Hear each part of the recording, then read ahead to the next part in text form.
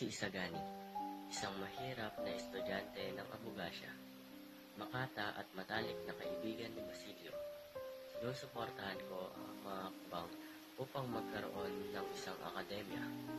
Isang akademya na kung saan ang mga Indio na katulad ko ay maaaring matuto ng wikang Espanyol. Ako ay pamangkin ni Padre Florentino.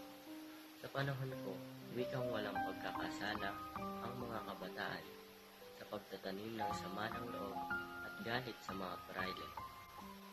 Sa sitwasyon na ngayon, ang sino man ang nakapagsasalita ng taliwas sa kagustuhan ng karamihan ay ituturing na filibustero at kailangan magtiis sa ang mga praile ay siyang may pananagutan na hubugin ang mga berhing kabataan sa isip at katawan. Responsibilidad nila iyon upang palakihin ang isang bayang matalino, dakila at tapat.